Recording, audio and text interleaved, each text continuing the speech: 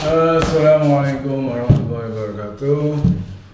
Pagi ini kita ketemu lagi dalam pelajaran mengenai manajemen keuangan, yaitu kita akan mencoba membedah skripsi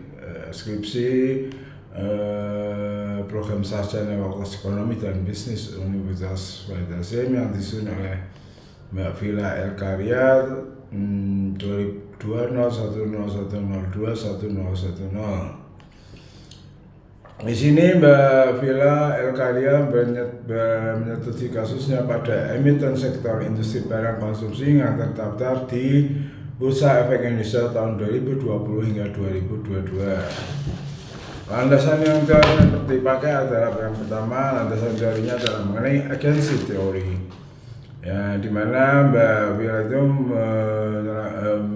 mengambil rujukan atau cuplikan atau objek dari Jensen and McLean tahun 1976. Sebenarnya untuk bukunya sebenarnya sudah kadaluarsa ini terbitannya, karena tahun 1976, paling tidak sekitar tahun 2015 lah ke atas.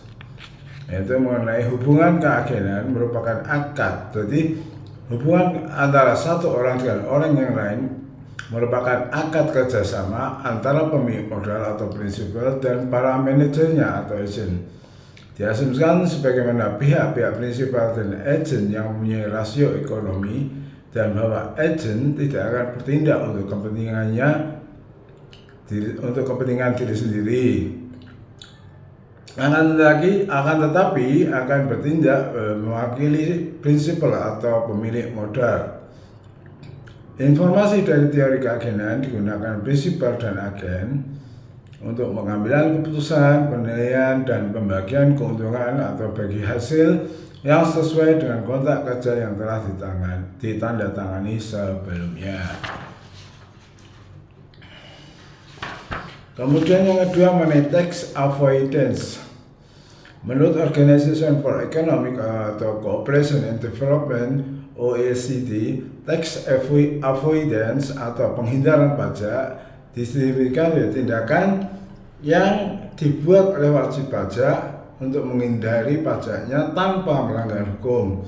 Sebenarnya ini kalau dalam konsep ekonomi sekarang itu sebenarnya sudah istilahnya di wilayah yang antara hitam dan putih, atau biasa disebut orang wilayah yang abu-abu, atau bisa dikatakan antara terang dan gelap, yaitu wilayah yang remang-remang mengenai hukumnya, baik secara agama atau dalam pengertian hukum syariat fikihnya, juga mengenai hukum negara. Karena memang ada, kalau misalkan keuntungan itu adalah antara kisaran 5 juta hingga 20 juta, itu taksnya cuma 5%.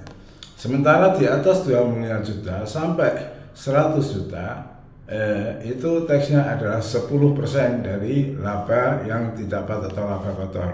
Kemudian di atas 100 juta taksnya atau pajaknya adalah 15%. Jadi urutan taks yang pertama adalah 5%, 10%, dan 15%. Dan hal ini yang digunakan, itulah yang dinamakan tax avoidance. Misalkan katakanlah gini, Anda mendapatkan keuntungan sebesar 100 juta. Untuk menghindari taksnya atau pajaknya digunakan yang pertama, yaitu yang 15 juta pertama menggunakan tax avoidance sebesar atau tax pajaknya sebesar 5%. Kemudian antara 15 juta sampai 50 juta itu menggunakan persentase pajak yang kedua, yaitu 10%, yaitu 10% kali 50 juta. Kemudian di atasnya sisanya tadi baru menggunakan tax avoidance atau pemerintasi pajaknya di 15%. Demikian, itu yang disebut dengan tax avoidance. Terima kasih untuk sementara kelas literasi kali ini. Wassalamualaikum warahmatullahi wabarakatuh.